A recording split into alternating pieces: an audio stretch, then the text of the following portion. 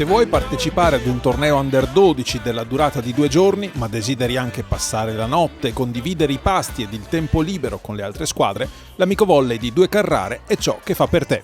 A sceglierlo quest'anno sono state ben 22 società provenienti da 3 province del Veneto, un record che decreta ancor di più il successo organizzativo della PGS Carrarese. L'11ª edizione abbiamo superato quasi tutti i record, abbiamo avuto 22 squadre, 224 atleti, abbiamo dato da mangiare oggi a mezzogiorno a 400 persone tra atleti e genitori che si sono aggregati in questa manifestazione. Hanno dormito questa notte qui da noi in palestra 150 ragazzi, tutte le società che vengono un po' da fuori zona hanno dormito qui da noi.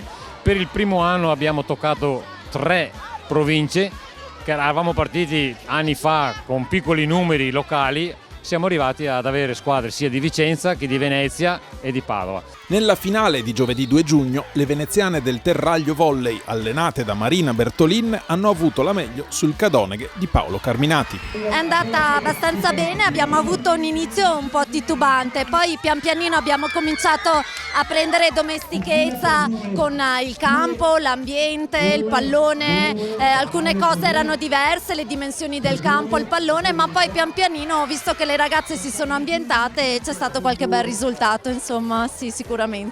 Vincere riempie di soddisfazione, ma le parole delle prime classificate mettono in luce gli altri obiettivi che all'Amico Volley si possono raggiungere. Stare assieme, stringere nuove amicizie, passare una 2 giorni sportiva fuori casa. Si sta all'aperto, anche se piove c'è un posto dove stare, si mangia bene e si sta tanto bene. Ci siamo allenate, ci siamo divertite, abbiamo vinto e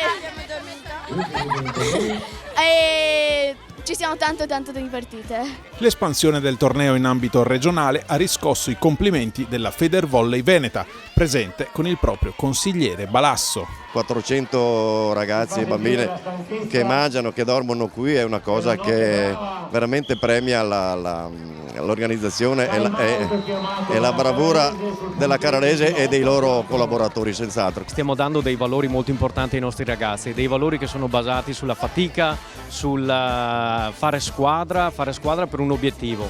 E è vero, c'è chi vince, c'è chi perde, ma l'importante è l'aria di festa, il clima di festa che si è creato, il fatto che ieri sera hanno dormito tutti assieme, hanno mangiato tutti assieme, e questo devo dire che come primo cittadino e come genitore mi riempie veramente il cuore. Abbiamo 22 squadre coinvolte in questa manifestazione, 224 atleti, purtroppo a malincuore l'associazione ha dovuto dire no ad alcune squadre per motivi di organizzazione e di sicurezza. Speriamo che questa manifestazione possa ripetersi, coinvolgendo le squadre, i genitori e l'associazione PGS Carrarese, cui vanno ovviamente i miei migliori auguri e il mio saluto. E come sempre, a torneo terminato, ciò che rimane impresso è il grande sforzo della PGS Carrarese, società nata 50 anni fa all'ombra del patronato salesiano che ancora oggi dedica il proprio cuore ai giovani. Anche se quest'anno abbiamo raggiunto la promozione in prima divisione con le ragazze, dalla seconda siamo passati in prima,